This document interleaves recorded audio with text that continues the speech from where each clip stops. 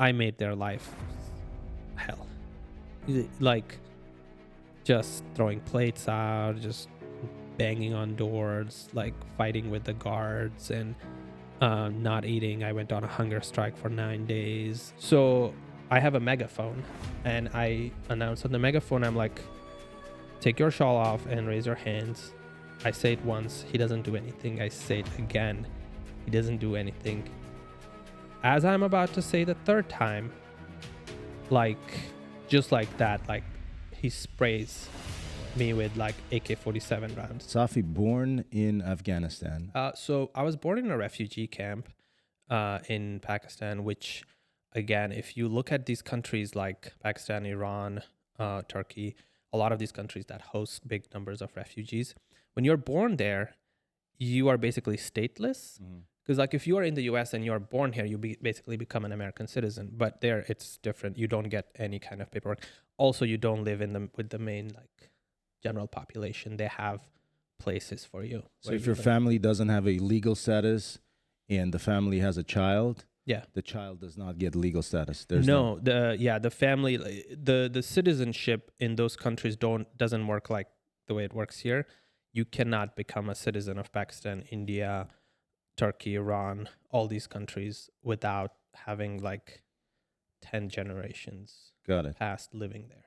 What gave you the idea to start the Human Rights Coalition? Human First Coalition, it was born out of necessity. It was the need and the gap, and I was actually doing a lot of the work already without the organization. And what ended up happening is I had a big team that was doing a lot of the work. What ended up happening is we would do all these big missions and all these work. And then what would happen is we'd see a few days later, like in New York Times or Washington Post or Wall Street Journal, we would see an article basically claiming credit for that work. We'd see some other organization. This is when? What year? In 2021. 2021. Yeah, in 2021. We would see, and then, so then we were like, we need to have a name for people to recognize the work. And what would happen is a lot of these other organizations didn't have a team. They had a presence in sort of from a perspective of existence as a name, as an organization, but they couldn't do the work because they didn't have a team in place where the work needed to be done. So they would come to us and be like, "Hey, can you do this for us?" And we'd go and do the work. And because they were already an established organization that already existed, they would come and be like, "Oh, do you see that? We did that." Got it. So you guys were pretty much like under somebody else's umbrella. Yes. Yeah. Got it. So then then Human First was born. And that's how Human First came into existence. And that was basically, and it came out of necessity because also all of those organizations were then, and it also came to funding because when donors saw that work, they were like, okay, this is the work I believe in and this is work I identify with. They would come and give them money as well. Because these organizations, they run on people's generosity. What inspired you to begin this? Is it when you were deployed or? So all my life, basically, I came to this country when I was 17 years old. And before that, I was a refugee. So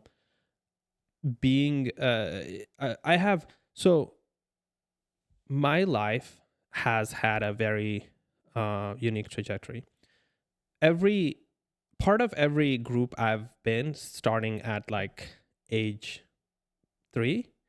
So I started in the refugee camp, and everybody that was there, the schools, non-existent schools, but basically you can call them school if in a tent with some desks and a board and some chairs. So there were 40 students in that class, and I was the only one who went like from 5th grade onwards to a different school. And then 10th grade, same. Got it. 50, 60 people in class. I was the only one who went beyond that. And even in, because I came here, I went to school in Omaha, Nebraska. Millard South, similarly, from that class, there were very few people who actually went on to do something bigger. So all those people in the refugee camps in Pakistan and Afghanistan, they had been part of my life. And you don't forget about that. So it's been a lifelong learning to help people. What did your parents say when you told them? I know you're very close to your dad. It's my dad. So similarly, my dad has always. So my dad was imprisoned by the Russians because he stood up to the Russians when they invaded Afghanistan, and late 79. yeah. So he was in prison, and it was the Mujahideen, right? It yes, wasn't Taliban yet. it was the Mujahideen that were supported by the CIA, and trained in Pakistan. So he stood up to the because his sister was killed by the Russians, and then he stood up and fought against them, and then he was arrested. He was in jail, and he escaped from jail, and all his life he's helped refugees, he's helped people, he's stood up to people. So I have 10 siblings, and my dad always says I'm the only one who got my dad's sort of genes, basically what he believes in and what he does in his life. And I'm actually the second to the last child. Wow. And it's my mom and dad, they have 11 children. And a lot of the kids are always like, why did you have so many kids? And then he's like, well, the last 3 of my kids are the best ones. So if I stopped, I wouldn't have those. So I kept having kids until I have the best I have ones. 3 boys. Yeah. And I tell my wife we have 1 in 3 chance for one of them to be successful. So I understand what he's saying. The more you have, the higher chance you have that you will have a successful child.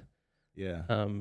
It's interesting that how your dad's fighting spirit, your dad's, ideology, mentality transferred on down to you here in the U.S. as an immigrant, going back to the old country and helping the people that originally fought for independence. I don't know. Apparently, in 79, there was a communist faction in Afghanistan. That's why the Russians apparently went in to fight and, make all of Afghanistan into a communist nation. But one thing they didn't realize that people in Afghanistan, they listen to their tribal leaders rather to their governments. Yes. I mean, it's a totally different way of life, totally different way of thinking. Yeah. It's about respect and, heritage and leadership. And the eldest is like the most important figure, right? So in the 60s, in the 60s is when it was a kingdom. There was a king. The king was deposed and it became a republic. And after it became a republic, the king basically, he came from a family lineage. He had a past and people respected that because he was from a royal family. He was a king for 40 years.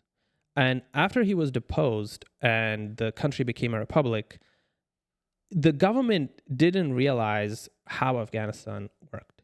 And Afghanistan is like not...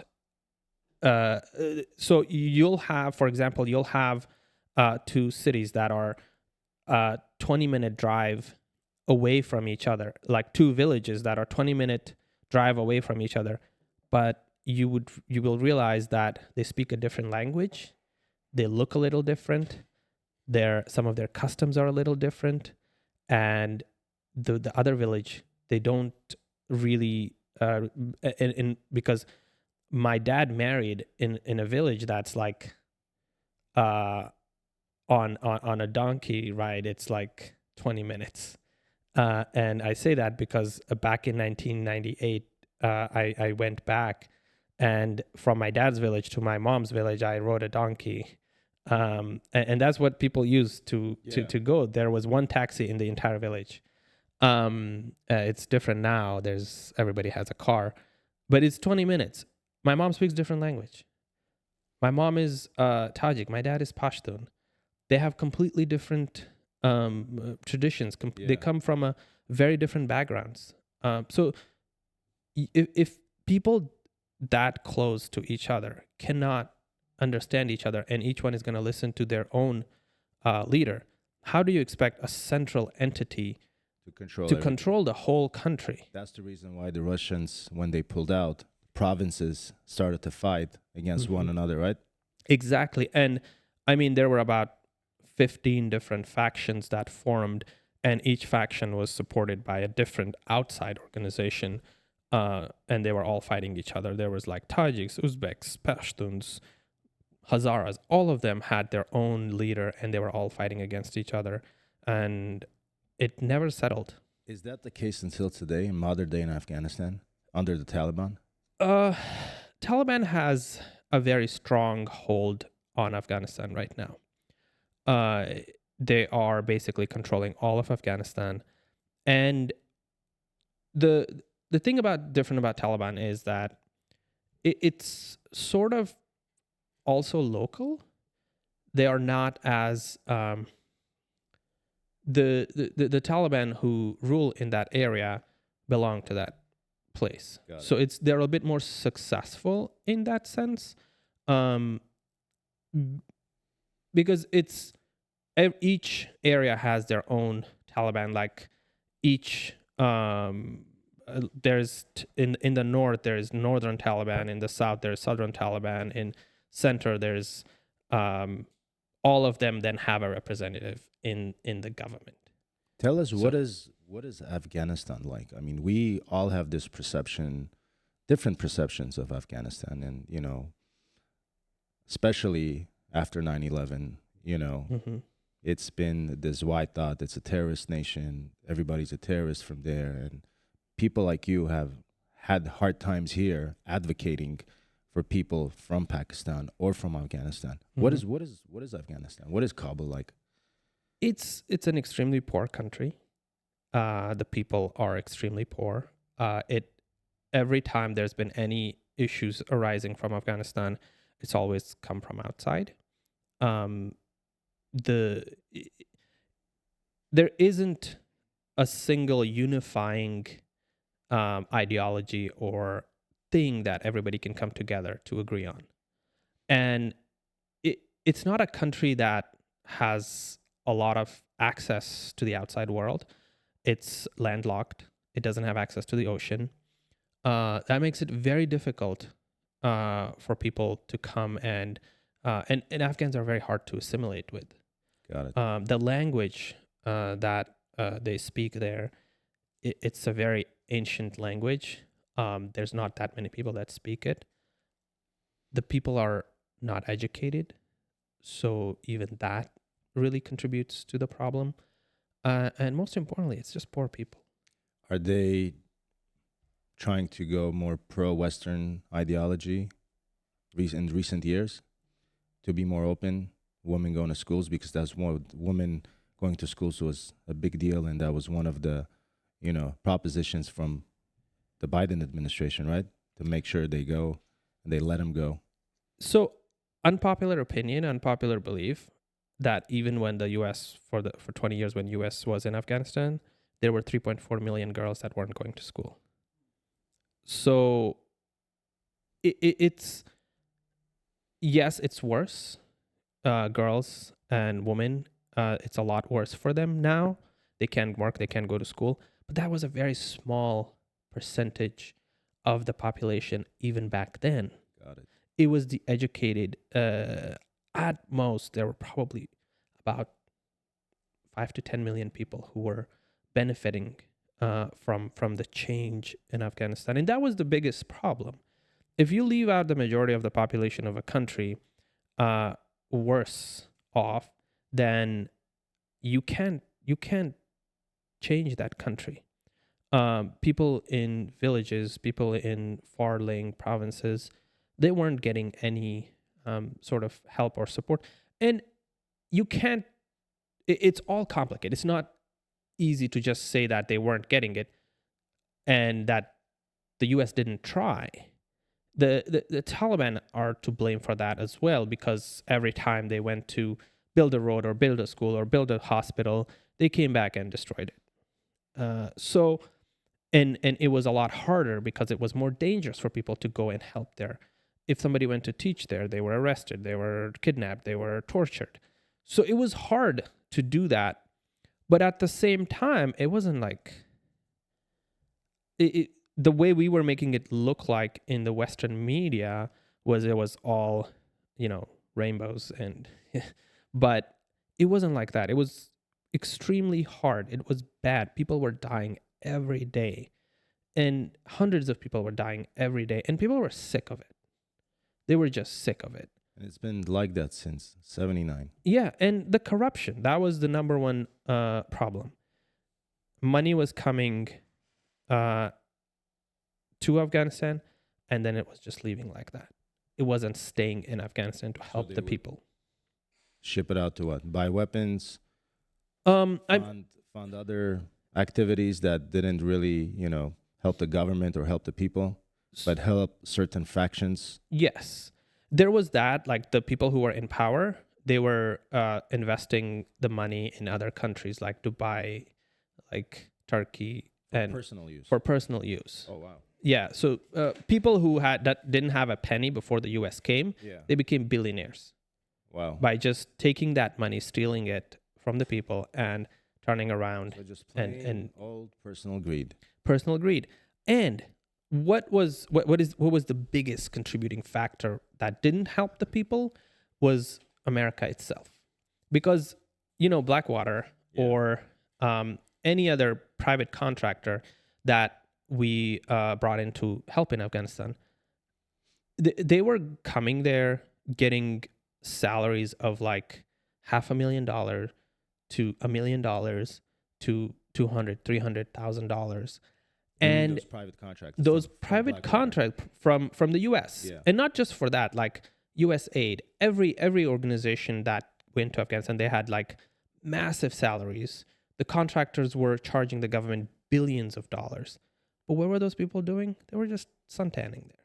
Got it. I saw those guys like coming. It was a vacation for them. They didn't do anything. They didn't work. They didn't go.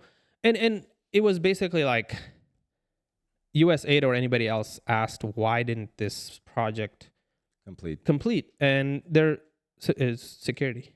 Just basically like, it's dangerous. And also, if they went and they took a picture of a random school and brought it to USAID, and it was basically like, the $100 million that you gave us, here's the school, here's the road, here's the hospital. Well, USAID couldn't go in that area to go check because it was dangerous for them. Yeah. So nobody knew what was happening.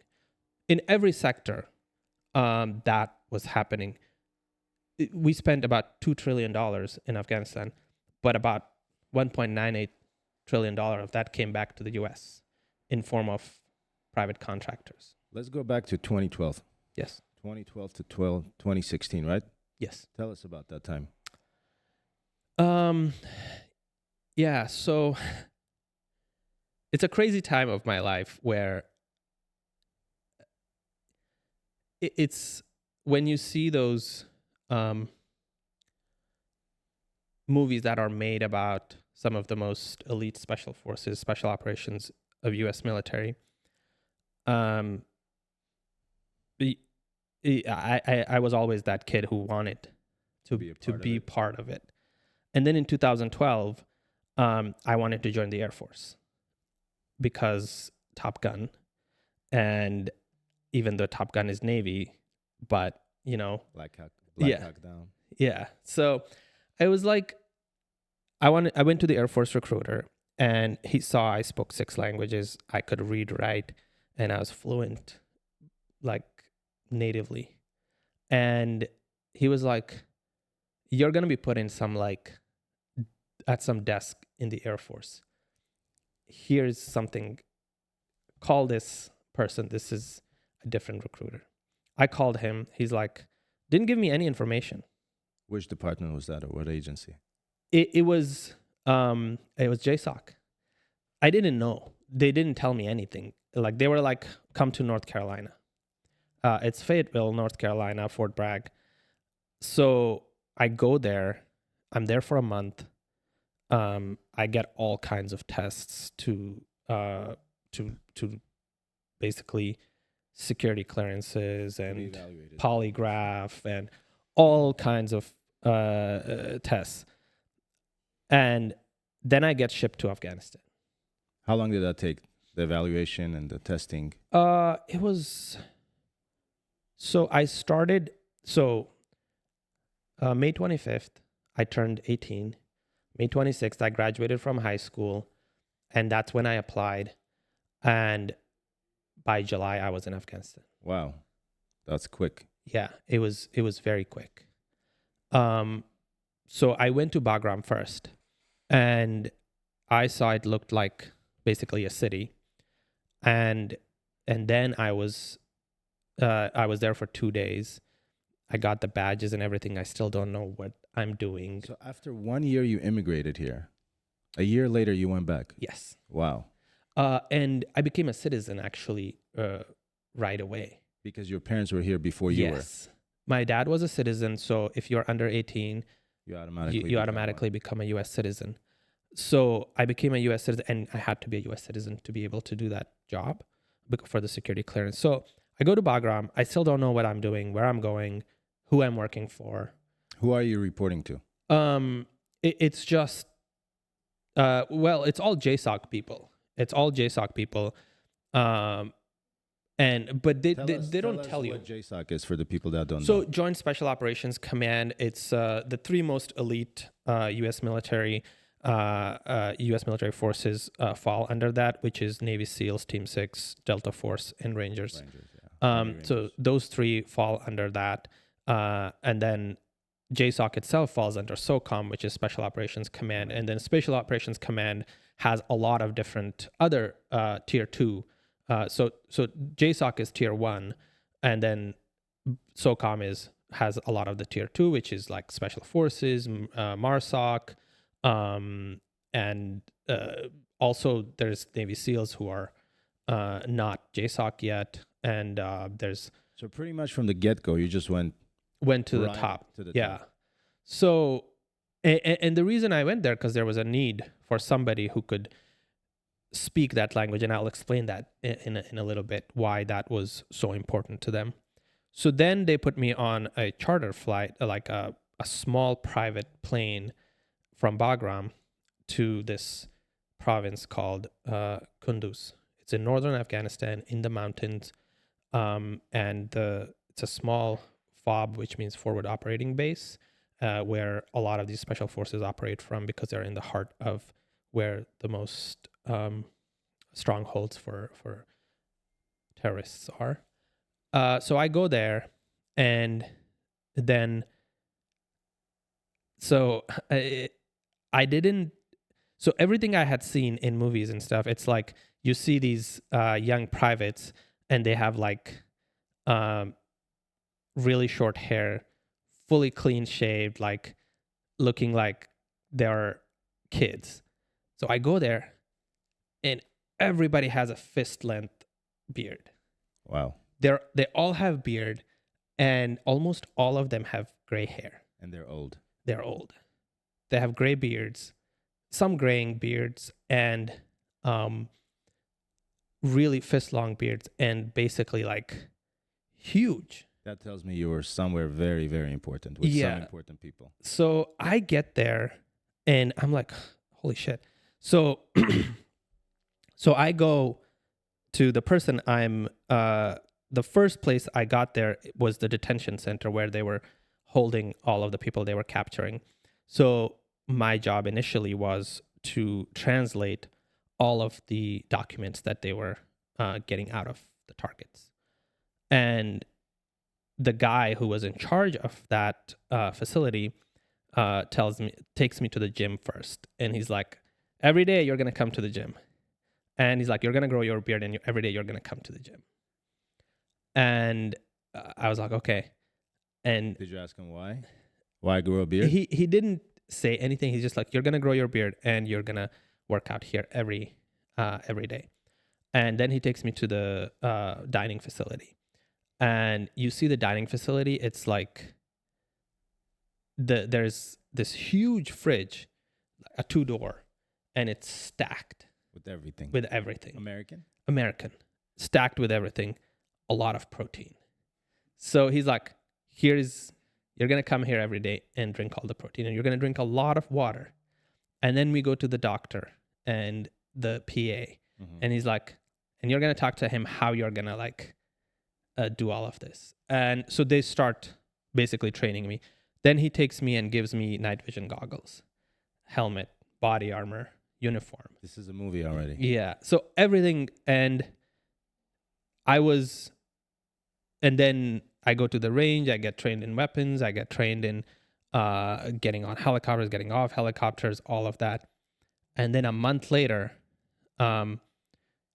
someone that I have never talked to comes in. And the guy who was in charge of the facility, he goes to him and he's talking to this guy as if like this beard guy is his boss. And he's like, yeah, and then he comes to me and he's like, Safi, you're going to go with these guys now.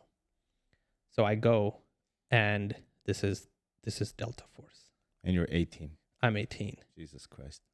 So he's like, we're going to go on a mission tonight and you're going to come with us. It's going to be fine. We're going to guide you through everything. And was your heart coming out of your chest? It's a little bit crazy that the adrenaline was pumping. I was really, because I had been seeing these guys for a month now, that every time they came to the chow hall, everybody else left. But you've never been on a mission before. Never been on a mission. I hadn't talked to these guys. There were 30 of them. So a team of Delta guys usually has forces. Yeah. So they have about 30 guys. So they would come to the gym. When they worked out at the gym, nobody else worked out at the gym. Oh, wow. When they were at the chow hall eating, nobody else was eating there. What about you? Were you able to eat with them? Well, I wasn't part of the team yet. Okay, got it. So when I became part of the team, I became part of it. And there was a reason for that. There was a reason because they could be going on a mission at any time. They were ready 24/7 and they could be on target in 15 minutes. So if they were going to if they needed to eat, they needed to work out first. They needed to get all of those things out of the way to be able to go on a mission.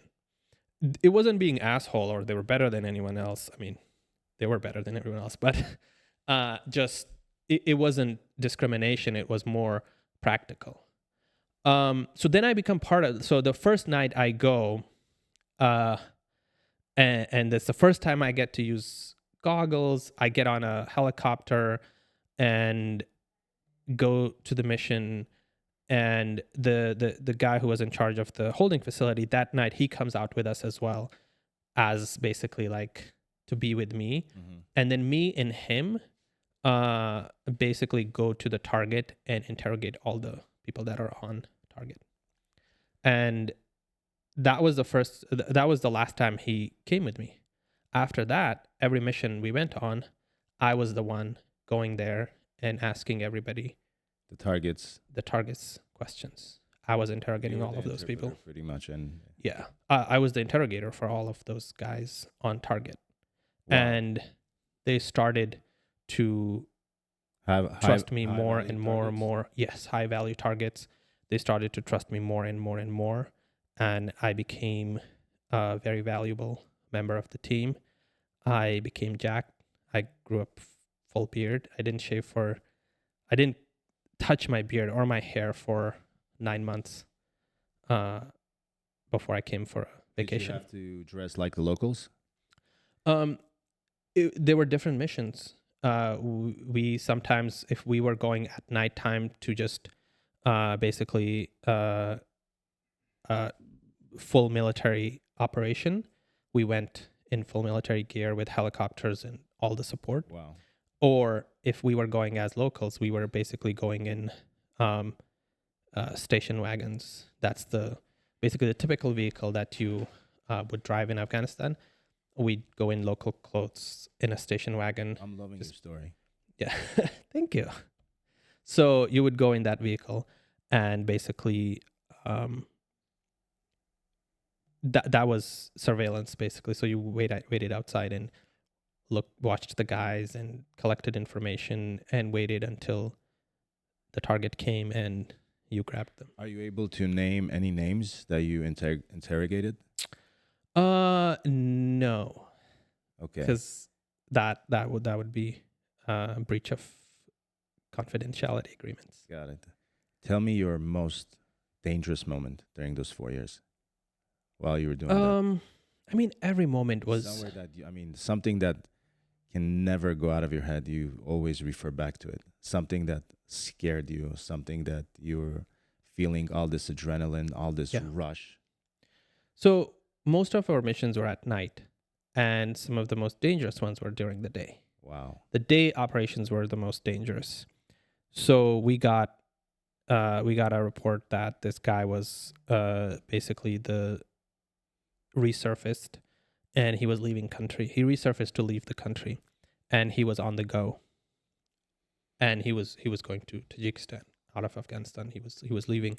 Kunduz has a border with Tajikistan, so he was leaving, and we decided we decided to go and intercept. And normally we take 6 Blackhawks, and there was a lot of support. We would have like ISR. We had these MH6s, MH6, the small birds, these helicopters that basically are they fly really fast, and the snipers basically sit on the outside, and from the helicopter Right. they provide security. So we had those and the 6 Blackhawks. So we got this information. We got ready, got on the helicopters, left, and every time we the way we basically would land is so the vehicle was in the middle. You would basically make an L shape. One helicopter would land on one side, one helicopter would land on the other side, and you left 2 sides open. That's for tactical reasons. Yeah, because if these guys from this side started shooting, there's nobody in their line of fire, and then from the other side, similarly, they don't have anyone in their line of fire. So, and there was two elements of the mission as well. There was the tactical element that basically were the first ones to go on the target, and then there was the command element. The command element would have the officer. Got it. So there's 30 guys, all enlisted, one officer. Wow. And a major. And the officer didn't go in the front; they would be in the back element. And basically, their job was to communicate with the command that was overseeing the operation. And then we had PJs, we had Air Force guys who were communicating with the AC-130 Spectre, and also PJs who were there to, if a helicopter went down, they were responsible to rescue the guys. So those command elements stayed in the back. Protection on top of protection. Yeah. So the 2 helicopters went, and one helicopter landed on one side, one on basically in an L shaped. I was always in the front element, the one that was attacking. So we got out of the helicopter. Now the guy's wearing this big shawl, and my job was always to basically communicate with them. And the rule at that time became that we can't shoot the guy until we see a weapon or we're shot at. So we don't see a weapon and we haven't been shot at yet. So we can't really like engage. And just in case like there's civilians and this guy's a civilian, so he's wearing a shawl. I can't see a weapon. So I have a megaphone, and I announce on the megaphone, I'm like, take your shawl off and raise your hands. I say it once, he doesn't do anything. I say it again, he doesn't do anything. As I'm about to say the 3rd time, like just like that, like he sprays me with like AK-47 rounds. Are you wearing full gear? Yeah, I'm wearing full armor, but in like a split second, I like fall back. I look back up, and it's over. Dead. It's over. Like it was instantaneous. And yeah, I think the guy had already shot him the second he like put Shot at his you. put his finger basically on the trigger. Got it. They had shot him, but he was still like twitching, so he did But spray. you were never hit. No, I wasn't hit. Thank God. So, but that moment is still like so vivid in my memory. And I was like less than 100 feet away from him. Wow. Like But I could was see that and the hear target? him. That was the target. Oh, got it. I could see him. He was in an open bed vehicle. There was a driver, and then he was in the back in the Got it. bed, just laying back. Got it. So that was the one moment. There's been other moments similarly, and many. Like I've been on thousands of missions, and things happen. Wow. A lot of different things happen. And the reason I've been on so many missions is because you're like the cool kid I- on the block. because I went there and I didn't leave it for 4 years. For 4 years, I did this every day. Wow. Um, And people complain every from night. an 8 to 5 job. well, those are not fun jobs. Yeah, it's when you are in it, you don't feel anything. But when you get out of it, that's when everything just starts flooding. Do you miss it? No, I think you miss something when you think there is like it's gonna get better.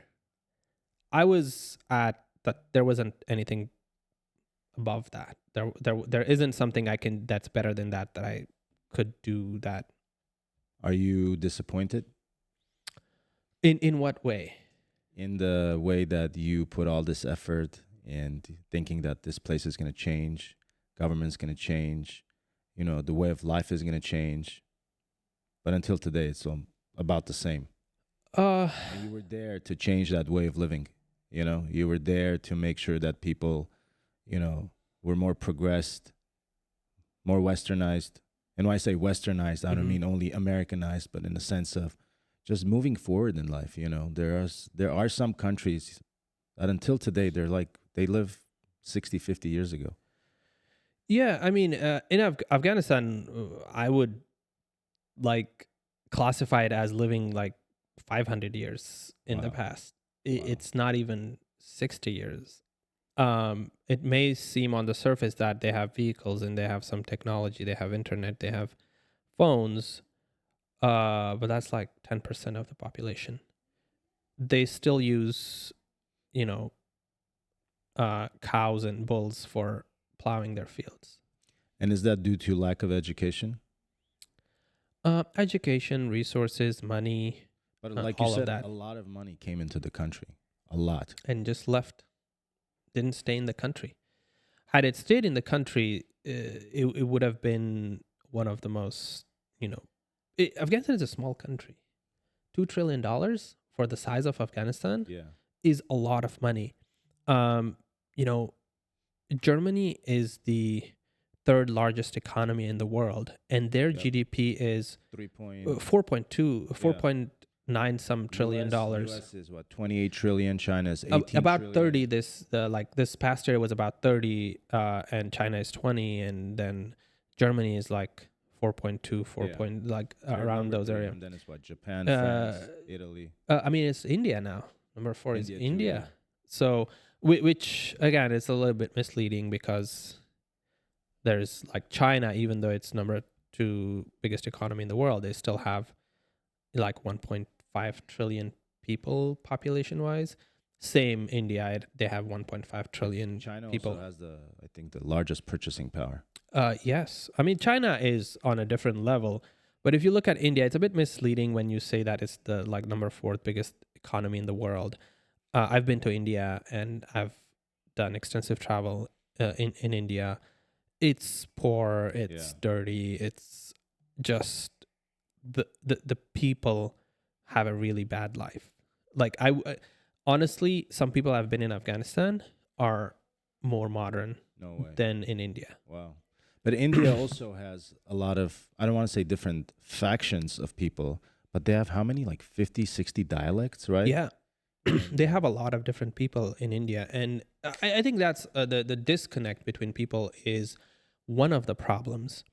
But also India for until now was the also very corrupt country. Yeah. So they also have Tell me which huge. country isn't corrupt.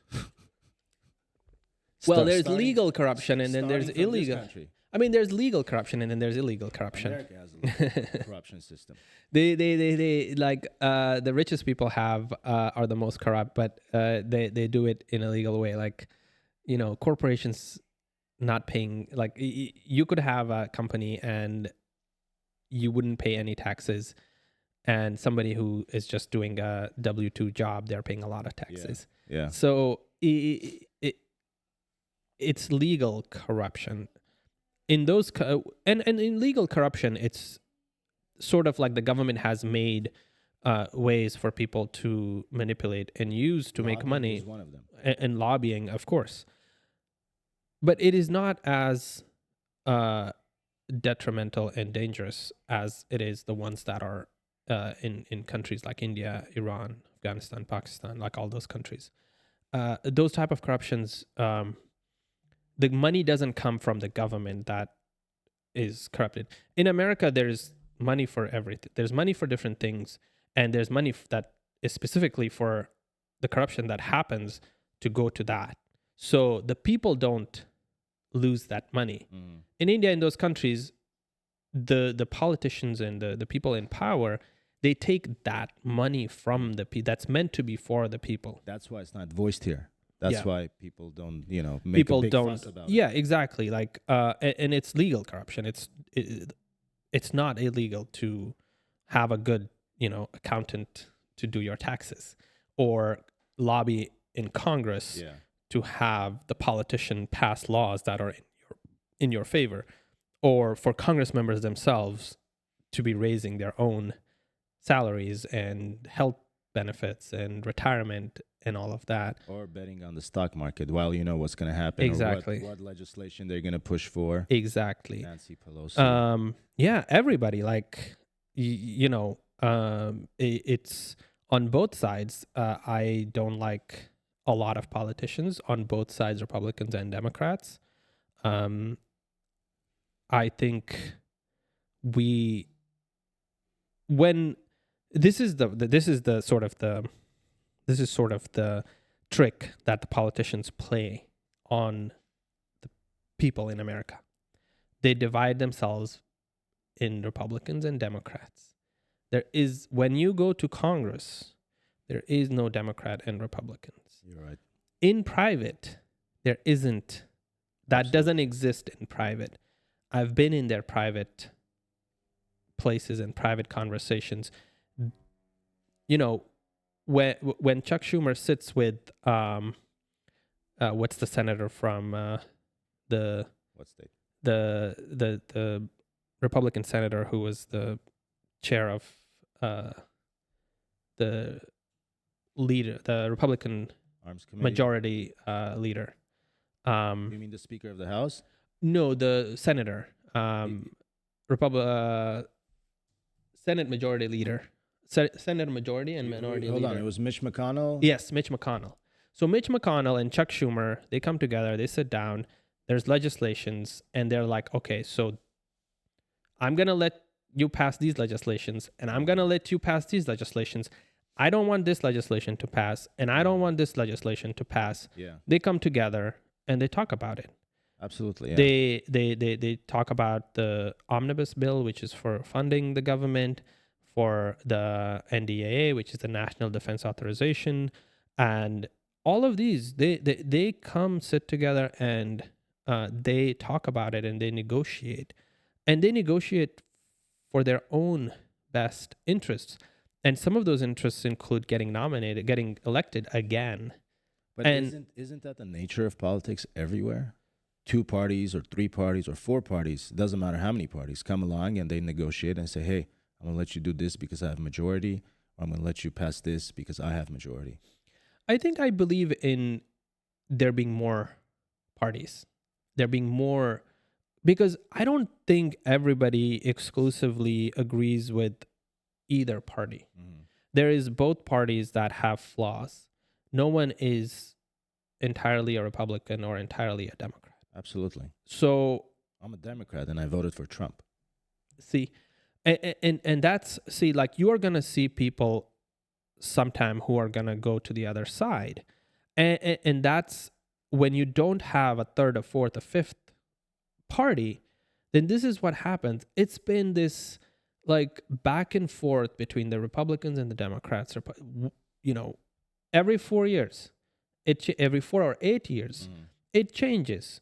We have, starting with Clinton, we had Clinton, then we had Bush, then we had Obama, then we had Trump, then we had Biden, now we have Trump again. Trump again, yeah. And then you look at the Congress, similarly, same thing, and that's not healthy, because then you are just choosing Lesser of two evils. Exactly, you're choosing which one is worse, and that to me is problematic.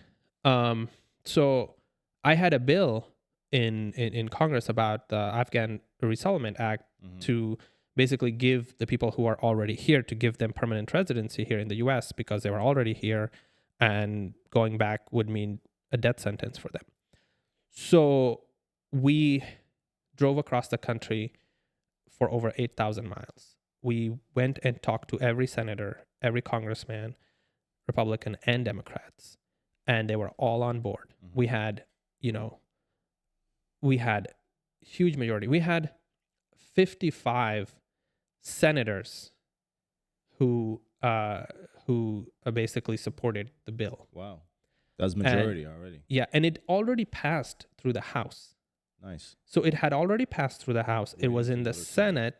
In the Senate, usually you need 51 votes. Yeah, 51 if it's brought to the floor, you need 51. But because it was immigration related, and we were and Chuck Schumer was not Chuck Schumer, sorry, Mitch McConnell, and senator from Iowa was really against it, and we needed 60, but we had 55, which is more than the majority. If the bill had been brought to the floor, it would have passed. It was never brought to the floor. So what happened? Mitch McConnell, Chuck Schumer sat down, and Mitch McConnell basically said, I don't want that bill to come to the floor. And Chuck Schumer was like, okay, it's not going to come to floor. Wow, simple as that. As simple as that. So they didn't even give it a chance to come to the floor. It had come to the floor, it would have passed. So that's the type of things they do. And even right now, like Chuck Schumer, like, if you disagree with the Republicans, why are you agreeing to the funding bills? So it's not about parties. It's these individuals have their own personal agendas, and they need to be reelected every 2 to 4 years. And they've been in Congress and in Senate. Like, it has become forever. It has become their job. Like somebody who goes to work 9 to 5. It shouldn't be like a job. It should be a very, very important assignment.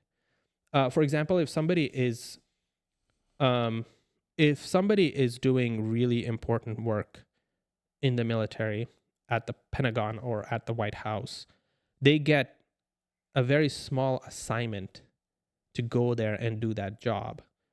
And a lot of the folks that come from either the DoD or from State Department or from the CIA to the National Security Council, they only have 1 year. Only have 1 year time. And I know people who went there and they're like, yeah, man, you can't do that more than 1 year. You can't do that job for longer than a year. It's very demanding.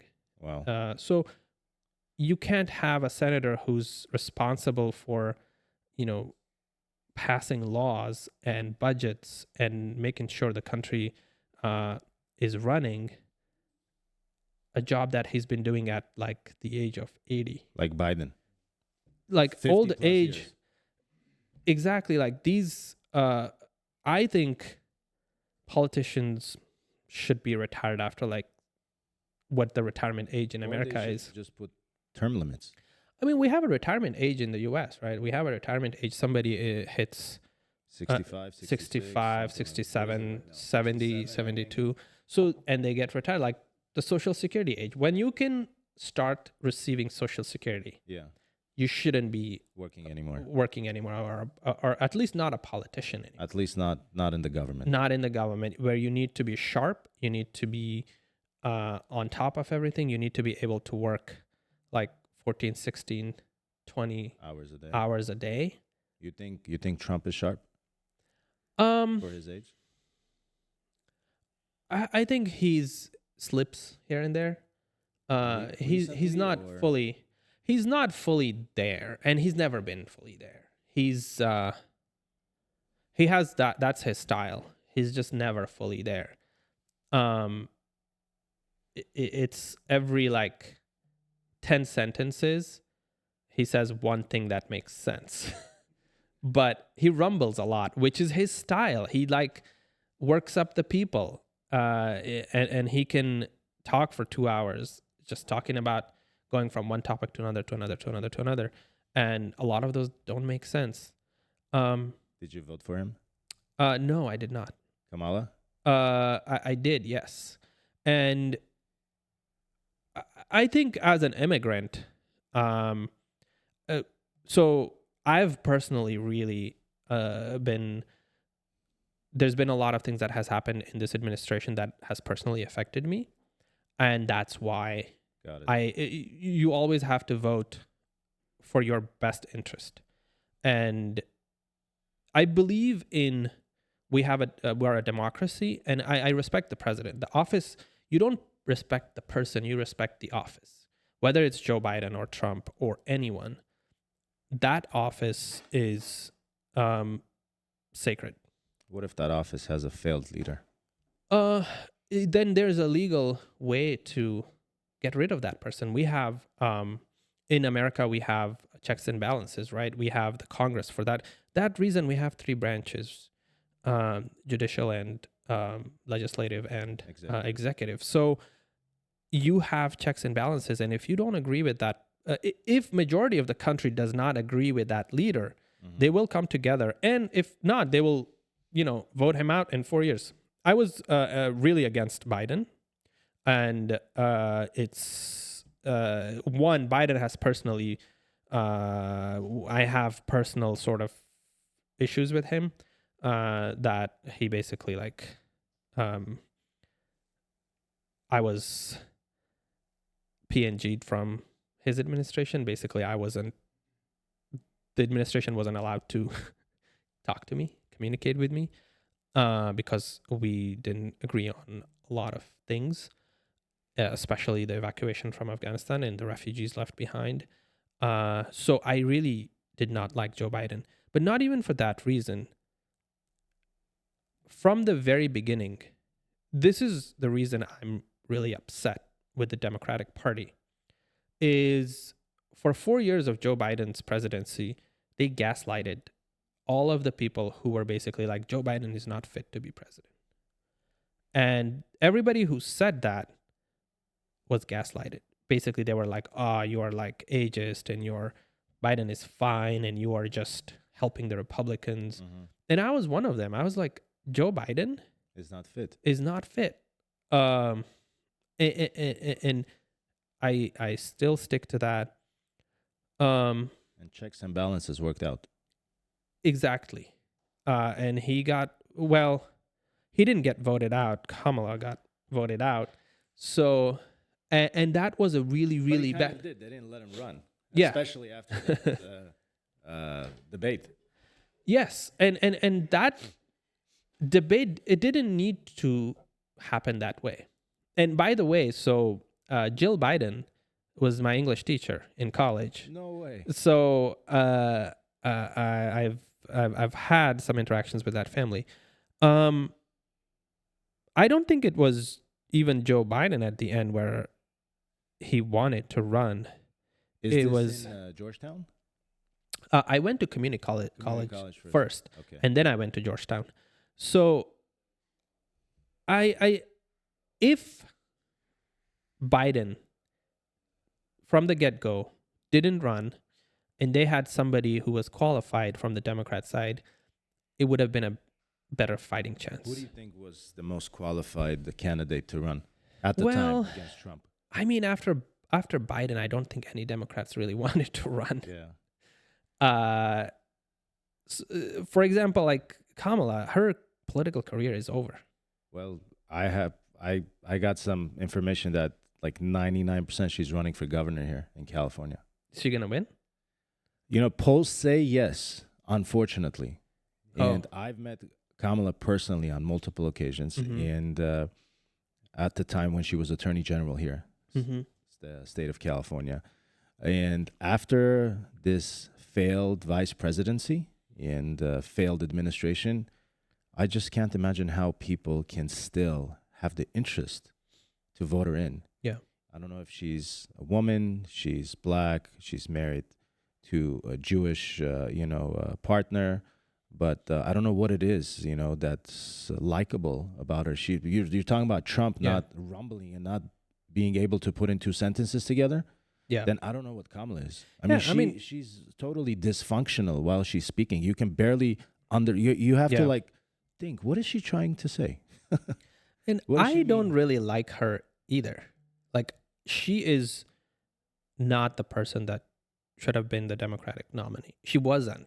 Like, people didn't vote for her in the first place, because the primaries, if we had a really strong candidate from the very get-go in the primaries, there was a fighting chance.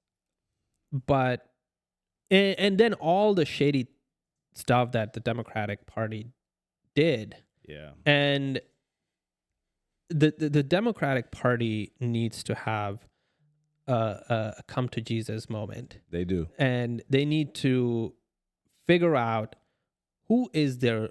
They don't have a leader right now. Like, I can't point to a person in the Democratic Party right now who I'm going to be like, yeah, this is the guy who is going to be the presidential nominee. Gavin Newsom is on that trail right now.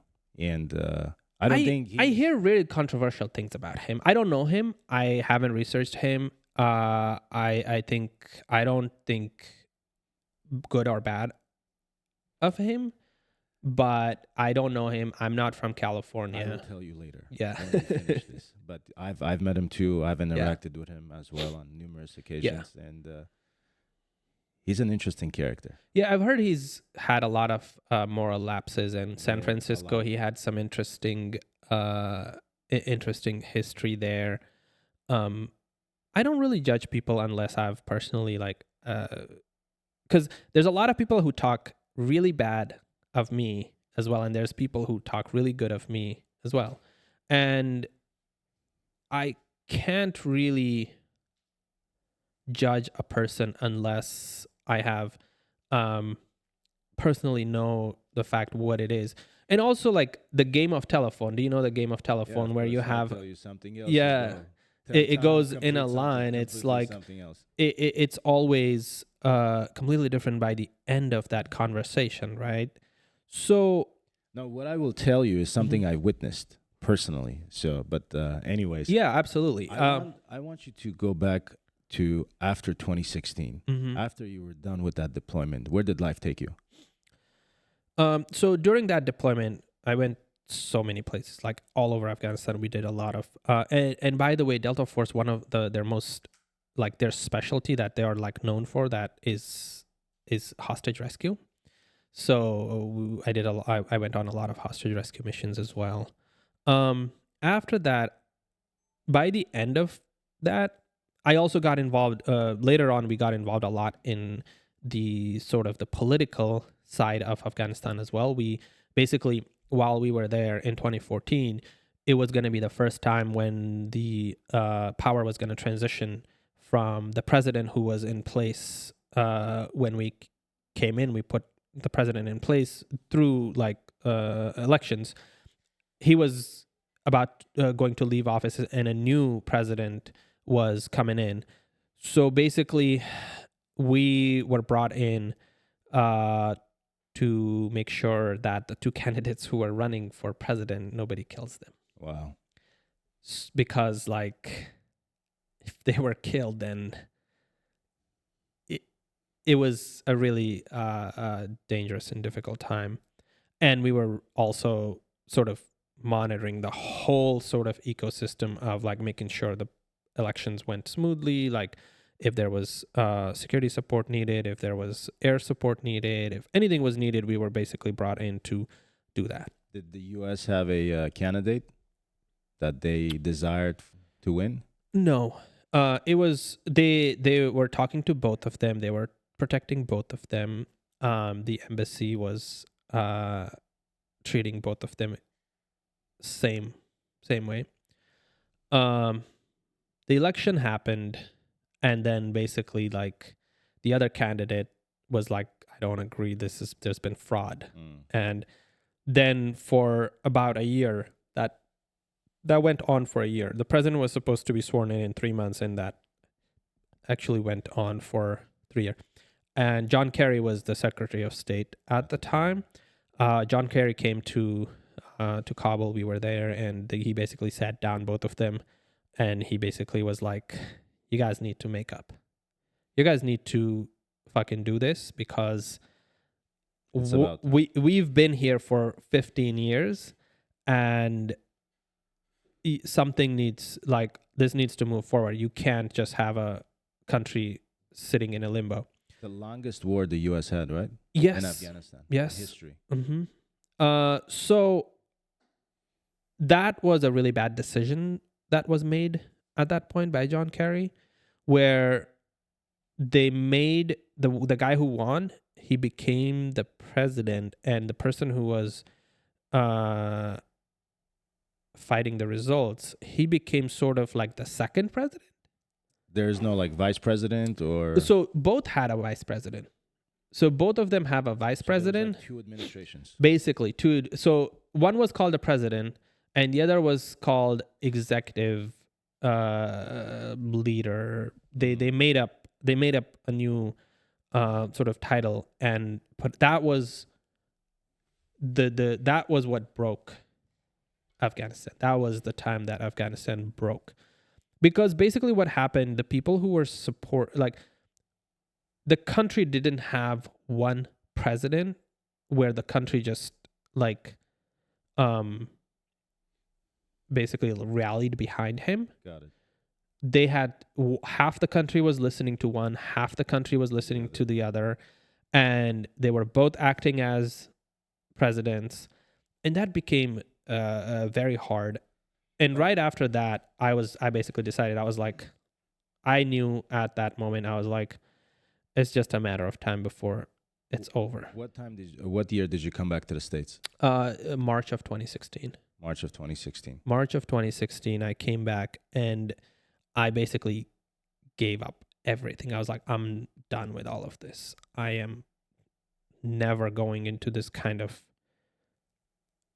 political cabal that it was just too much to deal with. It was easy to go on a mission, get a mission done, and then they have a result. But to get sort of involved in sort of like figuring out their government for them was something that just wasn't pleasant. After you came back, you went to community college? Yeah. So I came and I couldn't go to college because I had to apply, and you wait about a year before you can you apply applications, and then it takes a year to get accepted. So what I did was I joined the Navy. I joined the Navy Reserves as a corpsman, and I wanted to go into the medical field. I wanted to become a flight surgeon. Navy has a really good program where you become a doctor. When you're done with medical school, then you go to Pensacola, Florida, and you learn to be a pilot. Wow. For 1 year, they train you to be a pilot. So you have a pilot license, you're a doctor. So you become a flight surgeon. So everybody who's going to be flying, you do all their physicals, and you can be on a plane and provide medical help on a plane. So that's what I wanted to become. So I went to joined the Navy Reserves, went to training, got done, all that, came back, still had time to start college. So I went to the community college to take some classes just to be prepared for college. Then got into Georgetown and a bunch of other schools. So started school at Georgetown. Fast forward to 2021, got into medical school in Omaha, Nebraska, one of the top 9 medical schools in the country.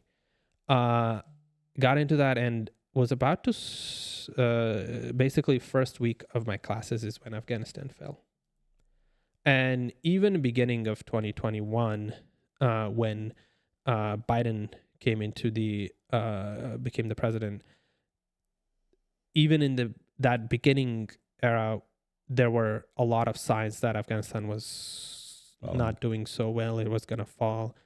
And everybody was sort of ignoring it. And there was an agreement too that the U.S. forces were going to leave in August, by the end of August. And a lot of the politicians and people in Afghanistan, they were like, okay, it's a new president. They were kind of used to this thing that Bush would come, he would have one policy, and then Obama would come, he would change the policy. There was a whole new thing in Afghanistan because when Obama came, he had a surge in Afghanistan and he sent about 120,000 more troops and had a huge mission to clean up Afghanistan, basically. And then when he left, Trump came. Trump had a whole new policy. He had signed a deal with the Taliban. And then the people of Afghanistan were thinking that Biden was going to come. The agreement that Trump signed with the Taliban, that's going to be no longer viable.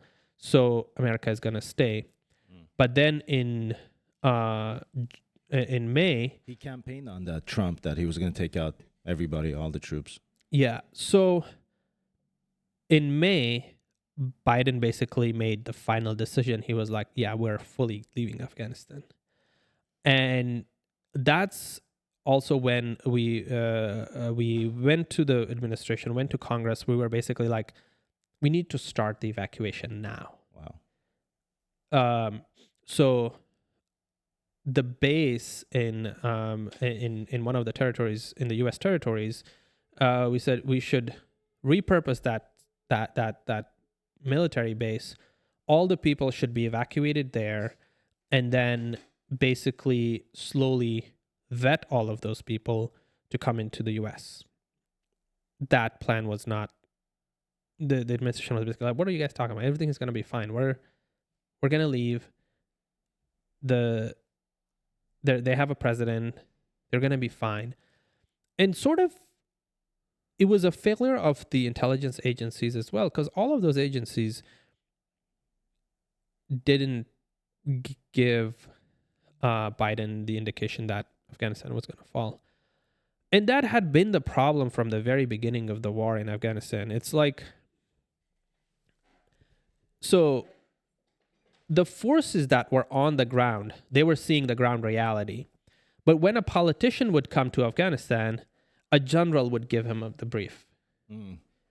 So the brief wasn't given by people who were on the ground. It was a general or the State Department would give the politician, whether it was the president, vice president, secretary of state, did they or get the intelligence from the people on the ground, or was it flawed? It was flawed, but also like intelligence agencies are not going to admit their own failures. Got it.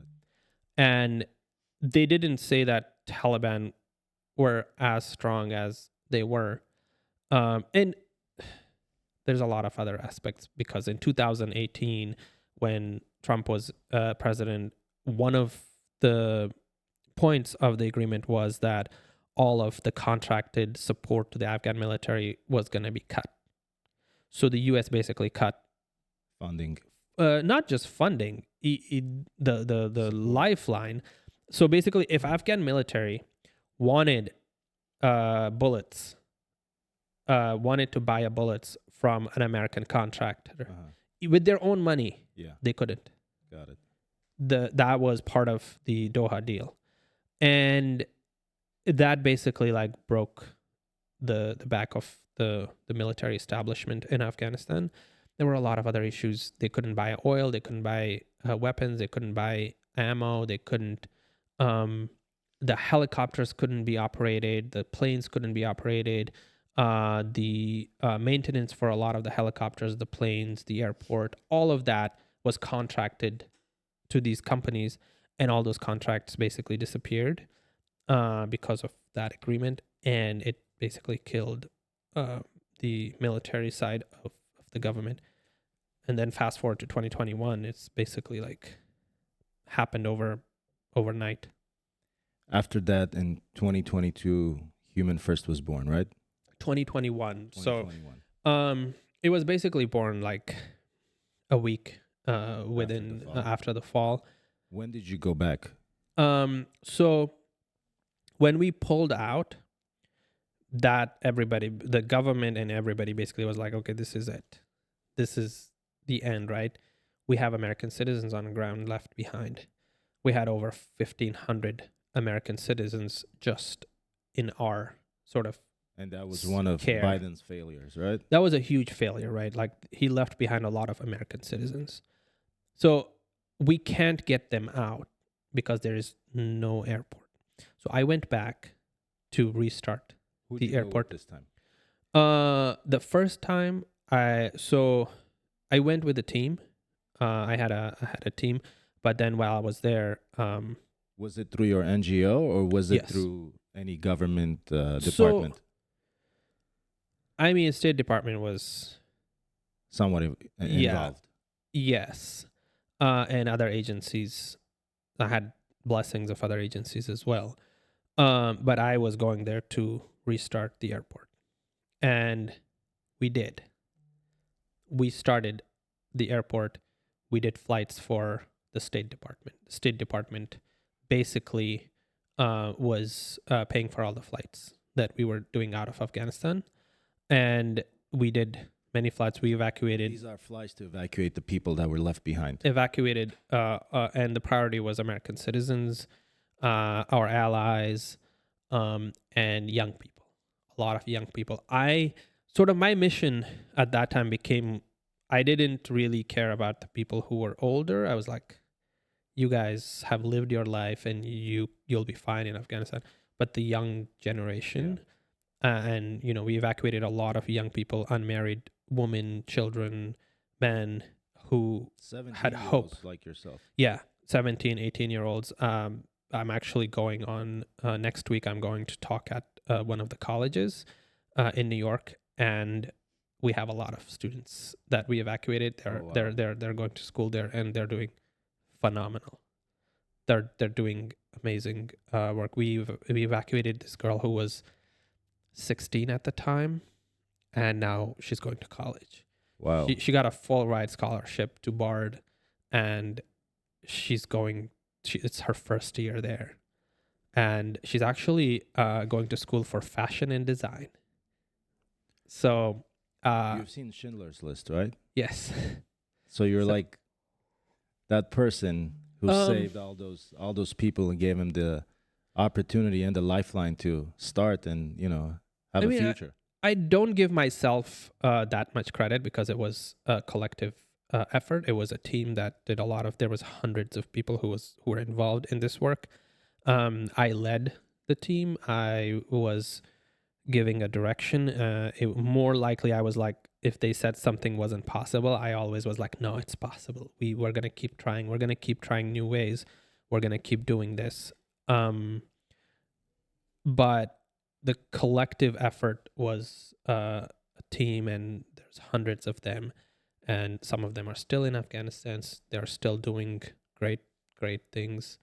Was that the time when you were captured? No, I came back completely fine. I went again. I came back, went to State Department, had a bunch of meetings, debriefed everybody, because this was the first time somebody from the US went in and came back and so everybody was curious. What happened? How was Kabul, and what was, and I met with a lot of senior Taliban leaders. I met with a lot of the ministers and basically a lot of the guys who were in charge. So I came back and they were all curious of how What are was they it? up to? Yeah, what are they doing? Like, and I did that. Then I was still here for a month. I did some more travel to other countries to figure out basically landing permissions and places where we could temporarily bring refugees, and then from there they could come to the US once they're vetted and um, uh, have a pathway to either come here, go to Canada, Australia, Germany, UK. They went everywhere. They went all over the world. We sent a lot of people to Australia, actually. Australia was very generous and gave us a lot of slots for people. And UK, Germany, Portugal, the US, Canada, all these countries. So that happened. And then in November, I went back to, after all of these things were secured, This is November of 21. November of 2021. It actually was December 9th of 2021. I went back, and then I was so the first time I went, my mission was sort of to establish all of these pathways to get out of Afghanistan. But while I was there, I saw that there were children, 2-3-year-olds on the street begging, and there were mothers and fathers selling their children so they could feed their other children. Wow. I saw all of that, and about 90% of the population didn't have anything to eat.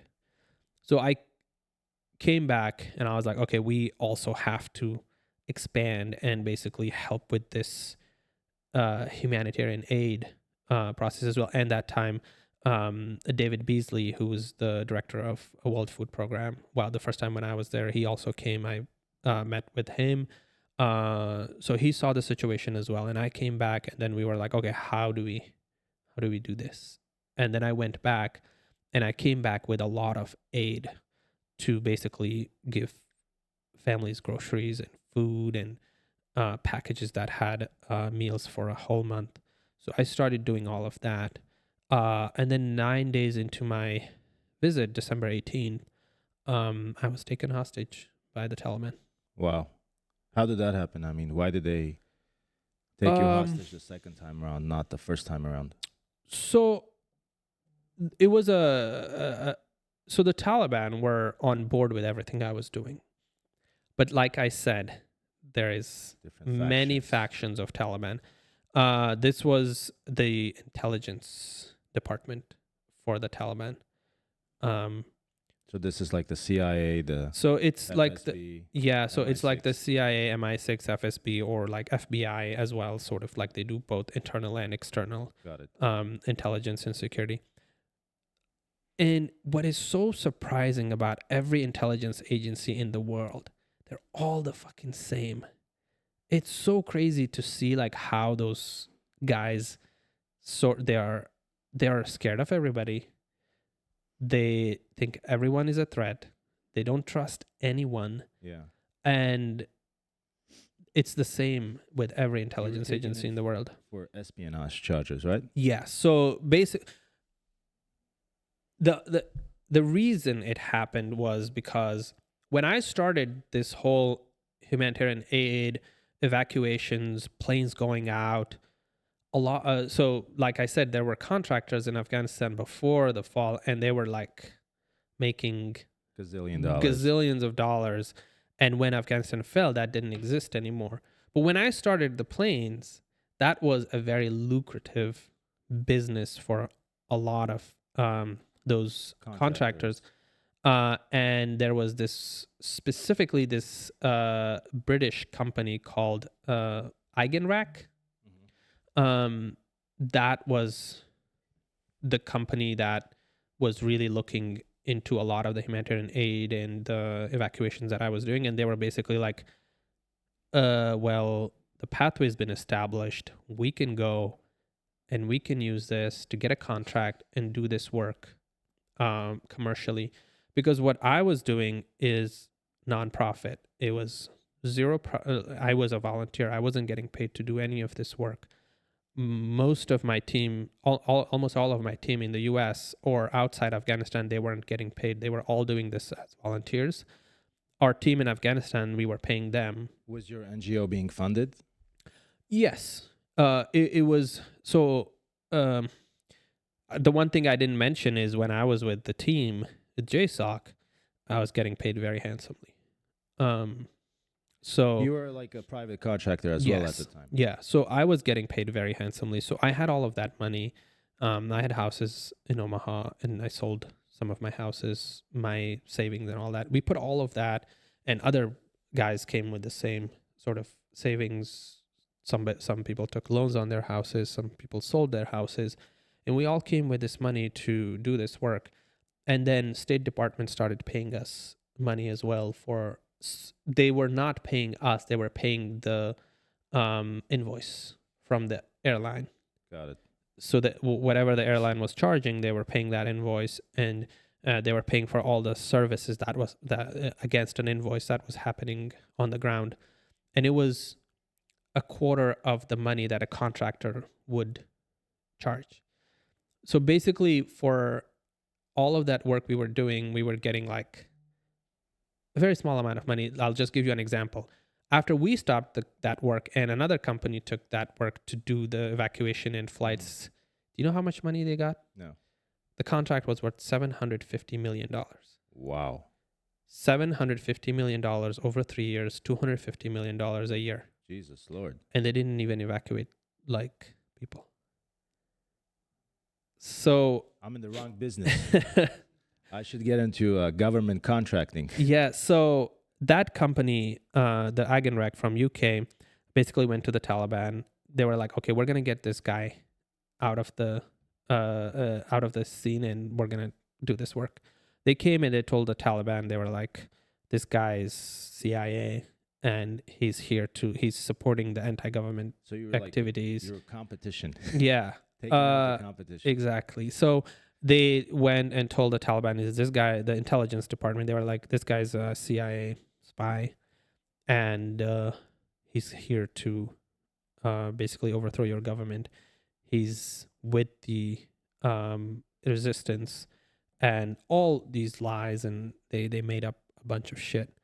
And another thing, the hotel I was staying at, there were some other British guys at that hotel as well, who were also basically caught up in the same sort of dilemma, because that company went and basically told that the foreigners that are staying at this hotel are CIA and like MI6 and all these guys. And initially when the guy came in, we just had a talk for over 2 hours, and I had basically written permissions from the ministers saying like, you are permitted to be here, you're permitted to do this work, and we appreciate what you're doing. I showed all of that, and he was like, initially he didn't really say anything. He was like, okay, yeah, fine, I think you are good. I think you have all the you have all the permissions and all the permits. You are good to be operating here. But we just have to go, you just have to come with us to the intelligence department so we can get some biometrics and some information from you, and then you'll be good to go on your way. And then when we went, we went to the department, and then I stayed there for 105 days. Wow. in a basement, a 6 foot by 6 foot basement, for 105 days. Didn't see the sun for over 70 days. Were you mistreated? Yes. I mean, because I had training in basically when you are taken hostage, I made their life hell. Like just throwing plates out, just banging on doors, like fighting with the guards, and not eating. I went on a hunger strike for 9 days. I went on a second hunger strike for 5 days. The people in jail were like, this guy is fucking crazy. Did they interrogate you? That was the surprising part. They did interrogate me, but from start until the very end, I was like, I'm a humanitarian worker. I'm here to help these people. Like, I'm here. I am, Afghan American. I'm here to help these people. I see them. These are my people. Yeah, I see myself in all of them, and I'm only here to help them, feed them. You can't feed them, so why are you not letting me feed them? That was basically my... And I had all the paperwork from the ministers, from all the Taliban leaders. And a lot of those Taliban leaders were all coming to the intelligence department and were basically saying, like, we know this guy. He hasn't done anything wrong, and we vouch for him. And this is the government in power. Yes. The intelligence department every time they were telling them, it's like, yeah, we know, we don't think he's done anything wrong, but we just have to do our due diligence and do all of the digging before we can release him, because what if later something comes up that he's done something and it would be devastating for us, and do you like... And they would always be like, just give us like 3 days, give us 5 days, give us a week. And then every time that week passed, they were like, okay, just give us 3 more days, give us 1 more week. They never said, oh, we're not going to release him, or we're going to hold him, or he's done something wrong, or he is a spy. They never really said that to anyone. But every time they were like, we're still doing our investigation. Did they inform anybody in your circle that you were taken in as a hostage? No. So nobody knew you. Nobody were knew. Alive, you're dead. For 15 days, nobody knew I was dead or alive. And then I bribed a guard, and he brought me a cell phone, smuggled a cell phone. And I used that. Initially, it actually didn't work. Then we had to get another cell phone. The first cell phone, the signal couldn't get to the basement. So then what happened is, like, I climbed on the shoulders of another guy who was in prison with me. So my brother was also with me in the cell. So I got up. Was that the best part? That was the worst part. I think I would have been fine there for a very long time if I didn't have my brother with me. No way. It's... Why? Impossible. It's like with my brothers, like, we would give our lives for each other, but also we fight a lot. Got it. It's just like most brothers. I don't know if most brothers, because most brothers, when they don't fight, that means they're not close. Like, it's just like they're just estranged. But it was really... And I was fighting with the Taliban, and he was like, the fuck are you doing? You're going to get us killed. Yeah. And I just wasn't scared of them, because I knew that... Is he older? Our value... He's older. He's much older. He's like 20 years older than me. Okay. I knew that the value to the Taliban was keeping us alive. So they weren't going to kill us. Mm-hmm. Initially, the theory was that they just wanted to kill us. So nobody knew that the Taliban had taken us, so they could just kill us, and nobody would know that the Taliban did it. But what was really sort of wise on our part is, like, when I left the US, all my phones were being tracked by my team. And my girlfriend at the time, she was she was also working as the chief of staff for the organization. So he was monitoring all my phones, and she had my Google PIN. So when they took me, my phone was with me into the intelligence department. The State Department people who were talking to the Taliban in Doha, they shared that with them. They're like, we know you guys. we know you guys have, and they kept in, they're like, nah, we don't know. It's like, here is his location. We know where he is. We know you guys have him. So don't even try to do anything to him. They were like, you Yeah. guys, we know you have him. And that's when the Taliban realized they couldn't do anything to me. Initially, the plan was basically like they were just going to take me and kill me somewhere and throw my body somewhere. How was state? How was the State Department informed about your whereabouts or about the situation you were in? I mean, we were constantly talking to State Department. We were working with them hand in hand with the evacuation and everything. I had a lot of friends there. So after the 15 days, when you informed your team informed the State Department? No, as soon as the day they saw my location was the day, like that day they saw my location, and they were like, he is been taken by the. And then they relayed this message to the White House? Yeah, and even like my team on the ground, they saw that I went with the Taliban. So everybody knew, but even like they kind of like moved us from a few different places overnight, which they thought that to be clever. Because initially they took us to like sort of just a general place where they kept people for a few hours. But then when dark night fell, they put basically clothes over our faces and took us to a different place that was in the basement.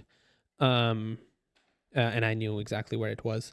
So about 15 days later was when we had the first actual contact with our team and family in home.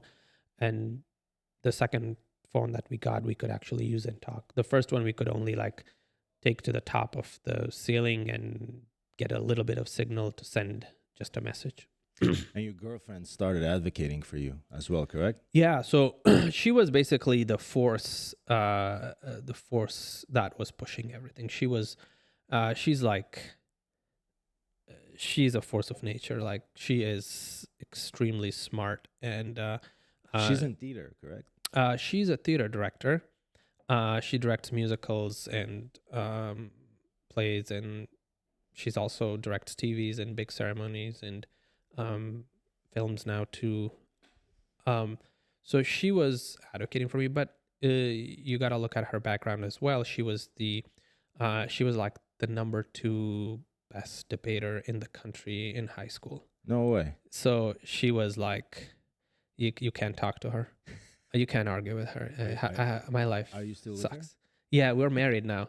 My life sucks. Nice. Yeah, we're married now. So you can't argue with her. She's too fast and too clever. She went to Stanford for undergrad, and she went to Harvard for master's. And initially when she Is she also from Afghanistan or Pakistan? No, she's actually Jewish. She's Jewish from New York. And that's also an interesting dynamic. Dynamic. So my family didn't know about her until I got taken hostage. Wow. Then they find out that I have a girlfriend who's Jewish, and they have to work with her. And she's the number 2 debater. Yeah. So in the country. Yeah, it's like, and she went to school for like education policy. She wanted to be in the education policy, but very quickly she was like, "Nah, I'm just gonna do theater." The way my parents met her is insane. How did they meet her? So this negotiation is going on, and State Department isn't like, they're talking to the Taliban. And one of my really good friends was basically the one he's a former special forces guy, has spent like 10 years in Afghanistan, and very, very well-rounded and knows a lot about Afghanistan. Now he's at State Department. So he is basically found out, and he's leading the case. He's the person. If my case had been left to like the normal people who deal with hostage negotiations, so I would have been there forever. But this guy basically like spearheaded the whole case and negotiations. State Department. Yeah, and he was in Doha at the time. So State Department is talking to the Taliban. He's talking to the Taliban, and it's not going anywhere. Was Doha like a base for all U.S. operations going into Afghanistan? Yes. Got it. And the U.S. embassy that was in Afghanistan, for Afghanistan, it's actually in Doha right now. It's basically the embassy that deals with everything related to Afghanistan. It's in Doha. So it's not going anywhere. It's a month. It's been a month. My family finds out I'm on a hunger strike. My other brother, who's in the US, he also comes to Afghanistan. He's like, this is bullshit. And State Department is like, you are nuts. We can't have a third brother also be in prison with the Taliban. He's like, they're either going to take all three of us and we're just going to be in prison together, or they're going to have to release them. So he comes to Afghanistan. When he comes to Afghanistan, a few days later, I'm on a hunger strike. Wow. And the Taliban got very scared at this point because I didn't eat anything for 9 days. Like they thought I was like joking. They thought I was going to be like 2 days and then it's going to be over. By day 5, they're like, this guy is serious. So they started finding ways of like, they were like, we're going to release you. Like, don't worry. And at this point, like I started working the guards and I became friends with the guards and like, they're like really taking care of me now. The guy who initially arrested us, the interrogator, he is coming. The director is coming. Like the Taliban leaders are coming. They're all coming and begging me to break my hunger strike. And they were worried as well. They didn't want to. Of course they were worried. Of course they were worried. And they couldn't really put their heads together to understand who you really are, who really I was. Like this was they were like, why is the White House interested in this guy? Why is the State Department like trying so hard to get him out? Why is like the president, like it's coming directly from why this guy? Like, and I'm young. I'm 27 at this time. And they're like, he's not old enough to be like involved in something with the government. Daily briefing of President Biden, yes. Right? So for a while. For the whole time. And, different agencies like the CIA, like FBI, they're all really looking at this case. And the Taliban can't really figure out my past and my history. And I was very honest on a lot of things with him. And, when in interrogations, if you want to like mislead people, tell them a lot of really true things that are not going to be detrimental to you, so they believe you, and then anything you say, they'll believe it. Like the fact you grew up in you grew up in Pakistan. You tell them everybody. I basically told them because I knew where my family was. We still have family there, assets, land, houses. Like we still have a lot of. So I was like, I'm from here. This is our house. We own this house. We own this land. We own these gardens. We own these trees. We own these to save my people. This is where I am from. You can go ask my cousins. You can ask my relatives. And then when things weren't going anywhere, my brother came in and he met with all the Taliban. And then my dad finds out I'm on a hunger strike, and he's like, he got on the phone. The Taliban put me on phone with my dad, and my dad was like, break your hunger strike. I'll be there in 2 days. And, I don't want you to like, just give me a chance. My dad was like, give me a chance. So far everyone else has tried, but give me a chance. Just eat so you are alive when I come back. And then he took off and came to Kabul. My dad, my mom, my sister-in-law, they all came to Kabul. And they came to see us. My mom was in really, really bad shape. She was throwing up and crying and got really sick. My dad, like all the Taliban guys were saying hi to him, and he was like just so mad at them. He wouldn't say, he wouldn't even say, shake their hands or say hi. And he came and saw us. And then the guy who was, he went to talk to my dad and our family. We have a long history in that region. And because my dad is like a legendary Mujahideen fighter, he knew a lot of people. So the director of intelligence, his name is Abdul Haq Wasik.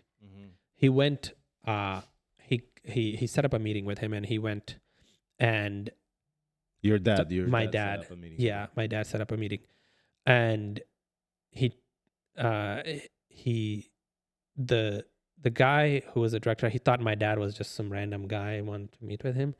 But then my dad sat down with him and like mentioned some names, and he's like, this guy that you're sitting on, yeah, used to be occupied by a friend of mine. Yeah.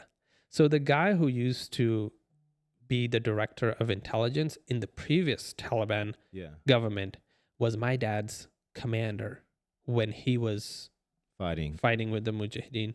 But he was dead now, and he was like, his last name was Niazi. It was like Niazi was the guy who was holding it, and if he was here today, you'd be in a bad place. Yeah. And then he recognized my dad, and my dad told him, I was like, I have 11 sons, and I have 3 brothers, 3 sisters, and they all have this many sons and daughters. And if you look at my tribe that I come from, there's millions of us. And if I decided to go that route, you'll have a really bad time. And basically at that time, that's when... So he spoke their language. That's what he said. Exactly. And he, in that meeting, is like, I will release your kids. The State Department just needs to send a plane to pick them up. And we told that to State Department, and the State Department was like, what? We've been talking to them, and like, we haven't been able to get a... You think that this guy just saying to your dad that they'll release you, they're going to do it? And then my mom and dad, they went to Doha because the State Department that was basically gonna get me out work was gonna happen from Doha. And my parents went there. My girlfriend also went to Doha. And that's how my parents met. Wow. Did she just show up, say hi? He picked them up. Girlfriend. My girlfriend picked them up at the airport. She was the one who basically rented a house for all of them to stay, and she went to the airport and picked them up. And even when they were picking her up at the airport, they didn't know. And then she picks them up, and my sister-in-law is like, they're like confused. They're like, that's Safi's coworker. She's like, no, that's his girlfriend. And they're appalled. It's like too much. They're like, our sons are in Taliban prison, and there's like a hostage with the Taliban. Okay. And now we have to deal with this Jewish girlfriend. But then they put their heads together, and what happened eventually, we were able to convince the Biden administration that this deal is real, that it's the Taliban have actually, like, they've given their word and they've shaken their hands, and that's how things work in Afghanistan. And what happened at the very end is like about a week, not even a week, like 3 days before we were supposed to get out. Because March 21st is when the schools, because they have winter break.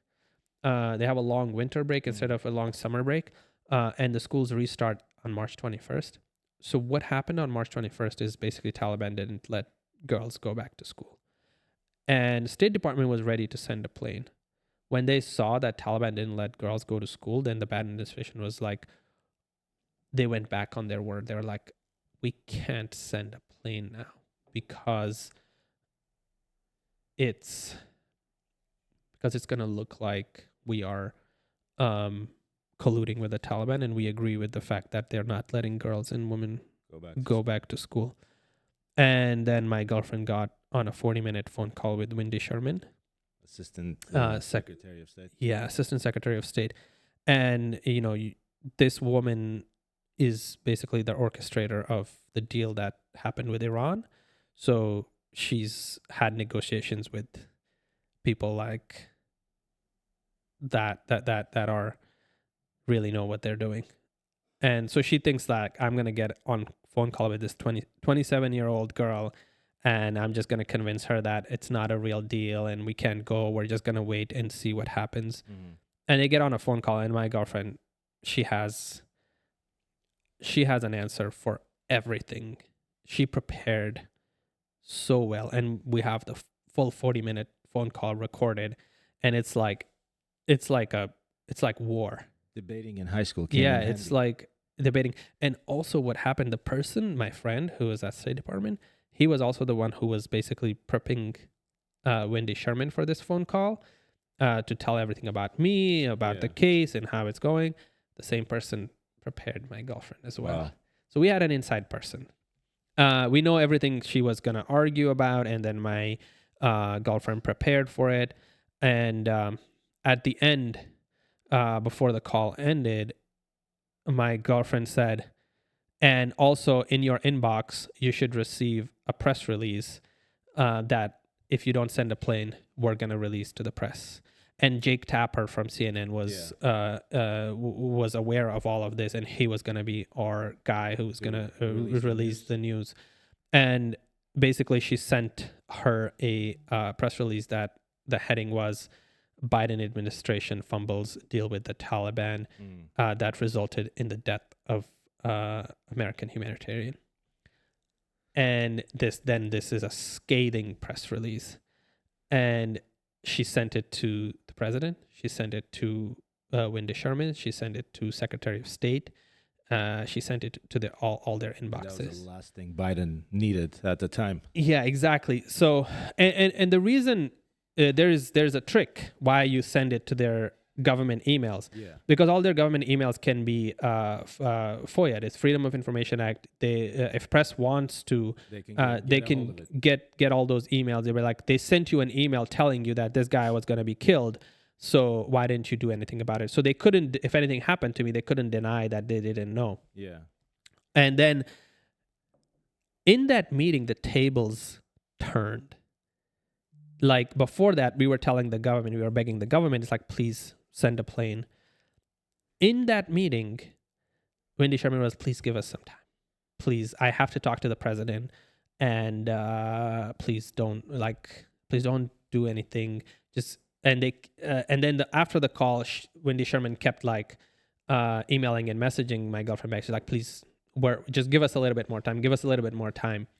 And then 3 days later, on my smuggled phone, I got a text saying, Uncle Joe said yes. So, and then on April, sure they didn't say Sleepy Joe said yes. They said Uncle Joe said yes. And then on April 1st is when they sent a plane. I don't know what to say, Safi. This is, this is so interesting for me, honestly. This is one of the interesting interviews I've done. I mean, I haven't done too many. And do you know who came to get me? Who? So a lot of them were my former teammates. No way. Yeah, so many of them. Or? Yeah, so they came, but the chief of station for CIA came to get me. Chief of station is a big deal. Chief of station from Doha. Oh, from Doha. From Doha came That's a big deal. to get me. And I couldn't say that before, but then somebody leaked it to the New York Times. Got it. That the CIA chief of station came to get me. And what's really ironic about that is that that's a little bit of confirmation bias for the Taliban as well. It's like, the CIA station chief is coming to get this guy? Why isn't it like somebody else coming? Yeah. Why is the freaking station chief coming? It was... And people from JSOC. Yeah. They also had a team of Navy SEALs stationed in Pakistan that if anything went wrong, they were going to come and No way. rescue these other guys. Like, and this mission took a Are you really sure long you're time. not part of any intelligence? No, I'm not. I'm done with that life. I've moved on now. I'm Now you're a doing. civilian. Yeah, now I'm a respectable civilian. Yeah, that life is not for me anymore. What are your future plans and aspirations? It's advocacy. Continuing to do the advocacy work, continuing to raise people's voices, continuing to tell stories that that raise people's voices, that help people. That's has always been my goal as a refugee. If you live that life and then you don't go and give back to the community that you came from, I think that's the biggest betrayal you can do to where you came from. You should never forget where you came from, Absolutely. I agree with you a million and percent. that's the most important thing that I'm gonna continue to do for the rest of my life, no matter what I do for a living, whether it's making films or being making theater or telling stories. Anything I do, it's always gonna have. It's always gonna be for raising people's voices, doing advocacy work, and that's the sort of bottom line. What is your biggest regret in all of this? So,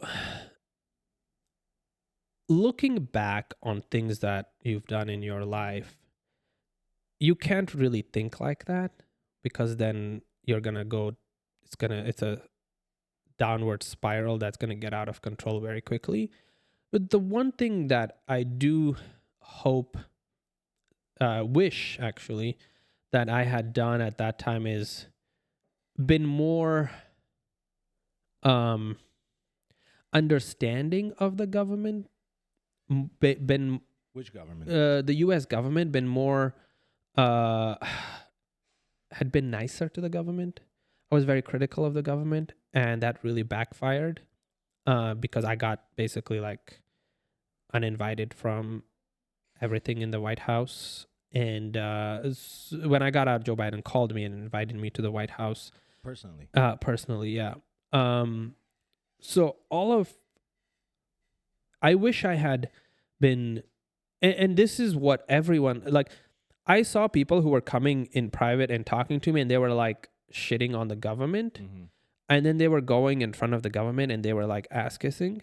Got it. I am not like that. I can't be two-faced. If I think something negatively about you, I'm going to tell you. If I think something positive about you, I'm going to tell you. Mostly, I'm not going to tell you the positive things I think about you, but I'm going to like criticize all the bad things because it's just I want you to fix those. Like the things that you're doing well, they're already good. So, which I hope moving forward when I am giving constructive criticism to people, I also say like you're doing this really well. Mm-hmm. You could just improve in these areas, but I became very negative of the administration and the government, and that really backfired. And then the government basically stopped responding to me or Just taking my help. associating them. Yeah, With just them. they completely ostracized me. So I wish I had been more strategic like other people were. Because other people were also criticizing the government. They were just doing it in a way that the government wasn't finding out. Got it. I think in general in life, it's a good idea to be strategic about those things. I know it's misleading. It's not genuine. It's being dishonest. But I think we live in a world that's more politics than feelings. So you have to learn the way of the politics. I still think the best way is to be genuine. Strategic is good. Yeah. You It know? is, but because if you look at the people that I was with for those from 2012 2016, they never, you can never like sugarcoat or be strategic or political about things. You just have to be if somebody is dead, you just have to say this person is dead. If something went wrong, if a mission failed, you just have to say the mission failed. You can't be like, oh yeah, I mean like Got it. XYZ happened and that's why the mission failed. You can't say that. You'll be like, yeah, it's just like mission failed. We didn't get the guy or we got the guy. If you went after somebody and you didn't get him, but you got his deputy, you can't be like, oh, we got his deputy. You are just like, we didn't get the mission. Yeah, the mission failed. But in the government, what we do is you have to be very nice to the people. And that I just couldn't do. So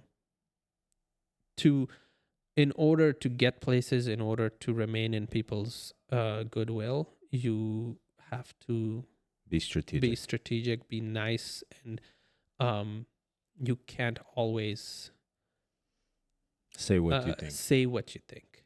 You just have to be careful about that. Safi, thank you so much for coming. This was incredible for me personally. I got to tell you, I mean, this was very, very interesting. I think you're very inspiring. And I think when you do anything with being genuine and doing it with your heart and soul, it will always work out. I hope so. Thank you, brother. I hope so. I think so. Thank you for having me. It was a pleasure talking to you. And, let's hope for a better tomorrow, better future, and lift everybody up. I think we'll do this again.